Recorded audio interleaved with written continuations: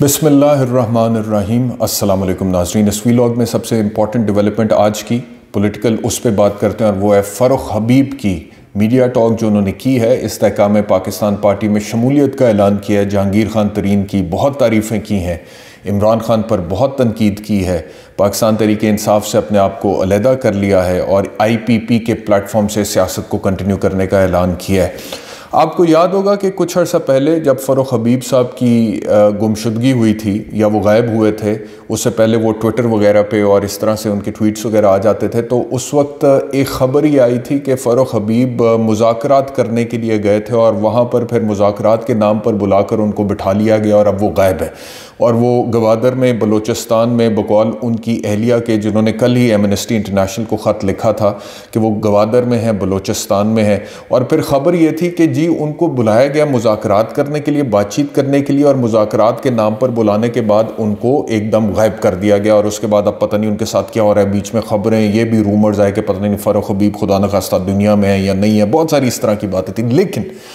आज की जो उनकी प्रेस टॉक है, आज की जो उनकी बॉडी लैंग्वेज है, जो उनकी गुफ्तगू है, उसका जो कंटेंट है, जो जिस तरीके से उन्होंने वो गुफ्तगू की है, उससे ये जो ख़बर थी ना कि फ़ारूक हबीब मुज़ाकरात करने के लिए गए हैं, मुझे ये सच साबित होती हुई नज़र आ रही है। क्योंकि फ़ारूक हबीब का केस जो है वो सर्टनली सदाकत अब्बासी या उस्मान डार के केस से मुख्तलिफ नज़र आता है। उस्मान डार की एक मुख्तलिफ बॉडी लैंग्वेज थी, सदाकत अब्बासी की मुख्तलिफ बॉडी लैंग्वेज थी, और दोनों ने जो भी गुफ्तगू करनी थी उसके इख्तिताम पे सियासत से परमानेंटली अलहदगी का ऐलान किया कि हम ये सियासत कर नहीं सकते हैं। ये दोनों का कंक्लूजन था उस गुफ्तगू का। लेकिन फ़ारूक हबीब ने, एक तो उनकी बॉडी लैंग्वेज जो थी वो बड़े हशाश पशाश थे, फ्रेश थे, पता लग रहा था कि कोई दबाव में उन्होंने पिछले 20 दिन नहीं गुजारे हैं, नॉर्मल गुजारे हैं। फिर वो प्रेस कॉन्फ्रेंस शुरू होने से पहले ओन चौधरी उनके साथ बैठे हुए थे, उनके साथ ही गुफ्तगू कर रहे थे और मुस्कुरा भी रहे थे, and he was very comfortable. और पता लग रहा था कि पिछले कुछ दिन भी उन्होंने कंफर्टेबल ही गुजारे हैं। उनकी बॉडी लैंग्वेज से ये लग रहा था। तो फ़ारूक हबीब ने जो गुफ्तगू की है और उनकी जो बॉडी लैंग्वेज थी वो उससे बहुत मुख्तलिफ थी। एक तो सदाकत अब्बासी ने, उस्मान डार ने, जो उनकी बॉडी लैंग्वेज और उनका जो डिस्कम्फर्ट एक आप स्क्रीन पे देख सकते थे, पिछले कुछ दिन उन्होंने किस तरह से गुजारे होंगे, उस चीज़ का एहसास होता था उनकी बॉडी लैंग्वेज। फ़ारूक हबीब की बॉडी लैंग्वेज से एहसास होता था कि इन्होंने पिछले कुछ दिन किस तरह से गुजारे हैं। और फिर कंक्लूजन जो था उन दोनों का ये था कि मिसाल के तौर पे वो जो भी नैरेटिव PTI या इमरान खान का सपोर्ट कर रहे थे सो कर रहे थे, और अब जबकि उन्होंने उस नैरेटिव से राहें जुदा करनी थी तो उन्होंने सियासत को ही खैरबाद कह दिया और कहा कि हम इससे आगे सियासत नहीं करना चाहते।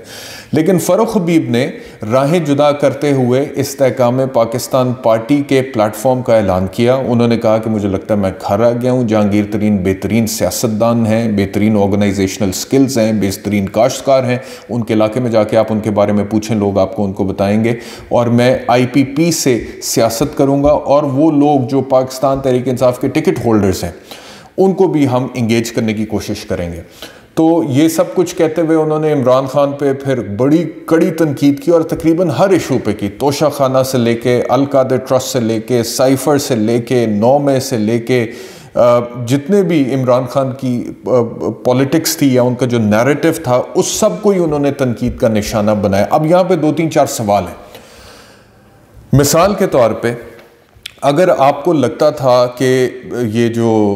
तोशा खाना है इसमें भी इमरान खान गिल्टी हैं, आपको लगता था अल कादिर ट्रस्ट केस में भी इमरान खान गिल्टी हैं, आपको लगता था साइफर में भी वो एक पॉलिटिकल बयानिया बना रहे हैं और कौमी सलामती से खेल रहे हैं, आपको ये लगता था कि वो वायलेंस की पॉलिटिक्स पे, तशद्दुद की सियासत पे लोगों को प्रोवोक भी कर रहे हैं, आपको लगता था कि वो एक इदारों के ख़िलाफ़ महाज भी खोल रहे हैं, आपको लगता था कि उन्होंने अपनी जो पोजीशन है उसका गलत इस्तेमाल भी किया है। तो अगर आपको ये सब कुछ लगता था और वो इमरान खान गलत कर रहे थे और आप उनको लगातार टेलीविज़न पर आकर सपोर्ट भी कर रहे थे और हर जगह पे, हर इशू पे, तकरीबन हर इशू पे, चाहे वो तोशा खान है, अल कादिर ट्रस्ट है, साइफर है, उनकी पॉलिटिक्स है, फरा गोगी है, बुशरा बीबी हैं, उस्मान बुज़दार है, कुछ भी है, तो आप तो उनको सपोर्ट कर रहे थे। सवाल यहाँ पे ये पैदा होता है कि अगर वो गलत कर रहे थे तो आप क्या कर रहे थे? اور اگر آپ کو جب تک لگ رہا تھا کہ آپ کمفرٹیبل ہیں،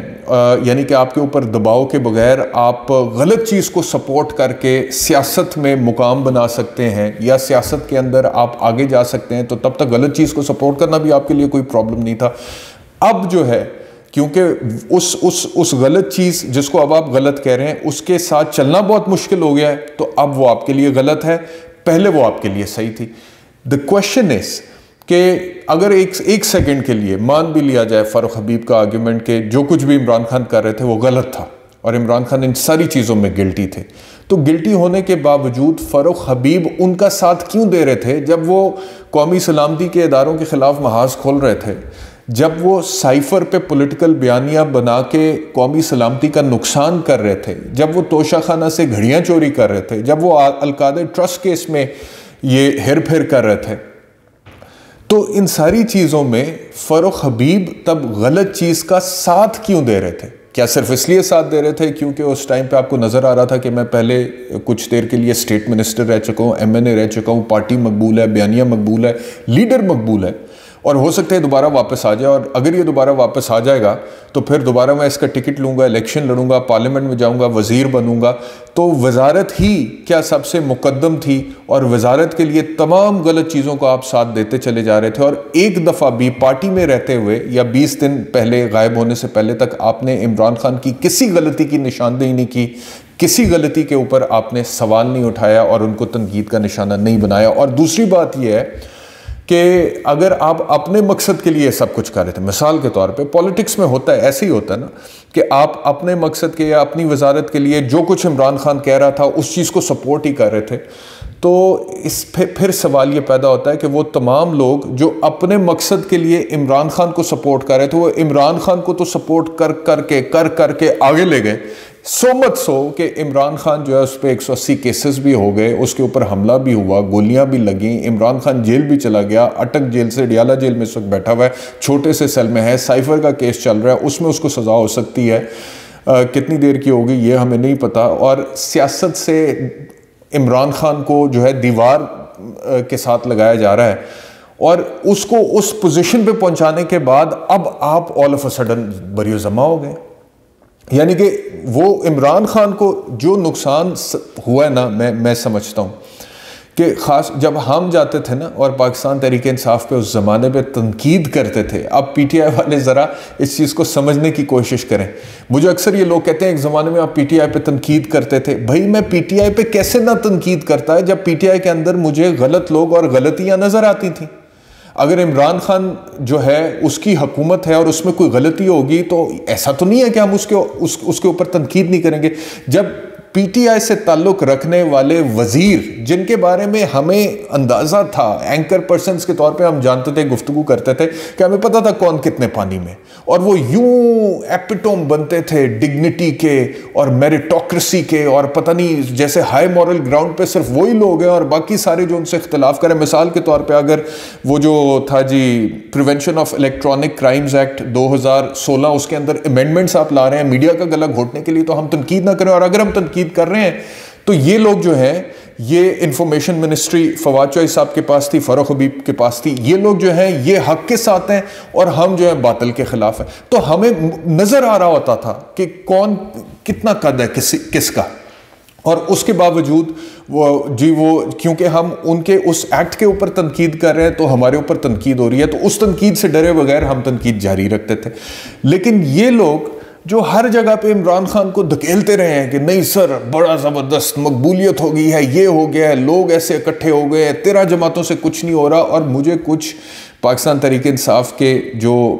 رہنما اس وقت عمران خان کے ساتھ بہت ایکٹیو تھے، بہت قریب تھے، ان کی مجھے کچھ سٹیٹمنٹس یاد ہیں جس میں انہوں نے کہا کہ جی لگ جائے مارشل لاء ہمیں کیا فرق پڑتا ہے، لگ جائے ایمرجنسی ہمیں کیا، یعنی کہ عمران خان کو یہ فیڈ بیک دیا جا رہا تھا کہ چاہے مارشل لاء بھی لگ جائے، ایمرجنسی بھی لگ جائے، سب کچھ ناکام ڈھیر ہو جائے گا آپ کی مقبولیت کے سامنے۔ تو عمران خان کو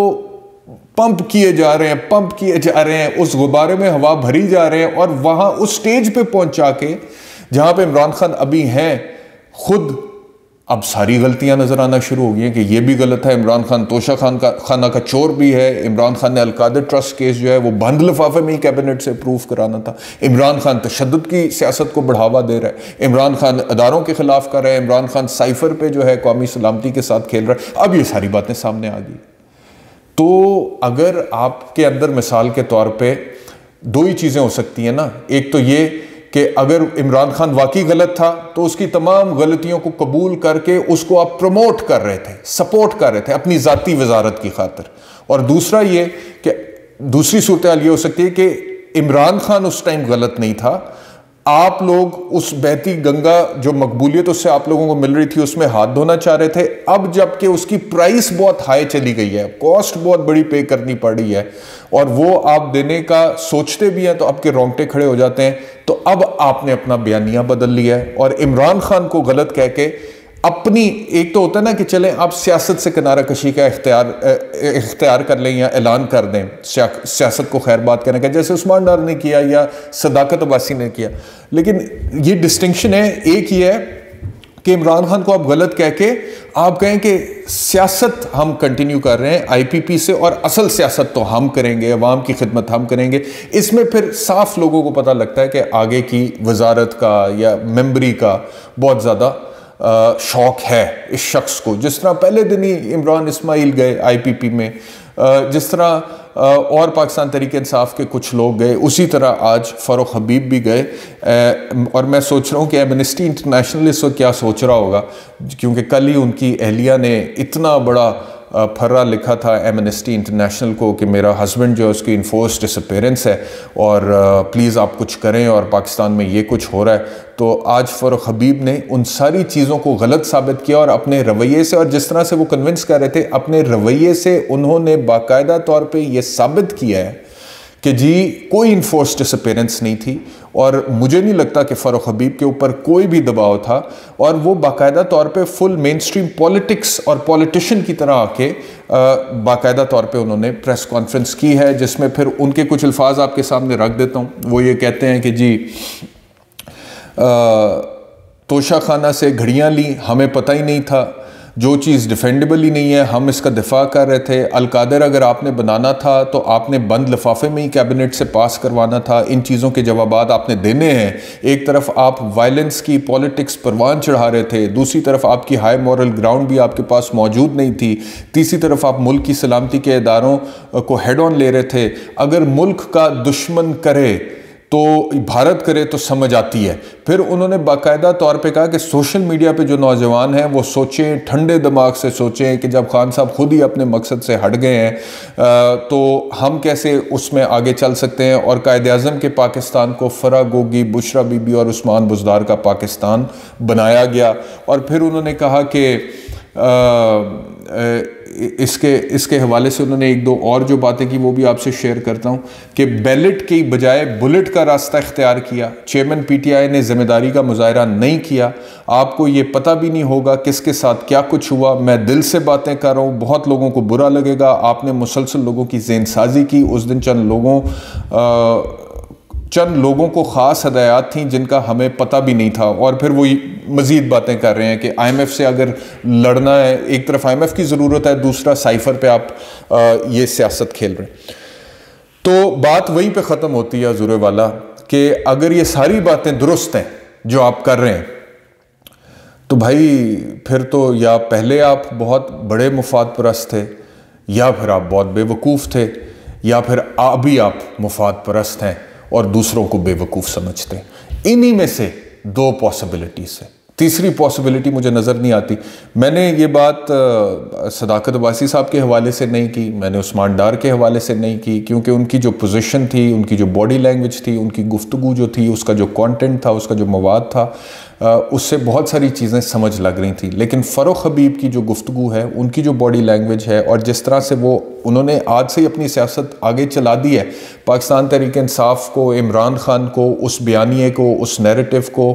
ان تمام لوگوں کو جو اس وقت جیل میں ہیں پیچھے چھوڑ کے وہ اب آگے اپنی سیاست لے کر چل پڑے ہیں آئی پی پی۔ وہ ایک علیحدہ بات ہے کہ وہ کس حد تک کامیاب ہوگی یا نہیں ہوگی، لیکن بہرحال وہ آگے لے کر چل پڑے، تو اس سے ثابت یہ ہو رہا ہے اور نظر آ رہا ہے لوگوں کو کہ فاروق حبیب کا کیس سرٹنلی صداقت عباسی اور عثمان ڈار سے مختلف ہے. حالانکہ فاروق صاحب بھی پی ٹی آئی میں تھے تو ہمارے اچھے تعلقات تھے. فاروق حبیب صاحب was one of the persons ان لوگوں میں سے تھے جن سے میرے بڑے اچھے تعلقات تھے. یعنی کہ اچھے ترین تعلقات جن لوگوں سے تھے ان میں ایک فاروق حبیب تھے. باقیوں سے بہتر فاروق حبیب صاحب سے تعلقات تھے. لیکن میں جو تجزیہ کر رہا ہوں وہ ظاہری بات ہے میرٹس کی بنیاد پہ کرنا ہے. تو جو آپ کو لگتا ہے نظر آتا ہے اس کے مطابق ہی آپ بات کرتے ہیں. تو فاروق حبیب کی آج ایک ڈیولپمنٹ آپ کے سامنے آئی ہے اور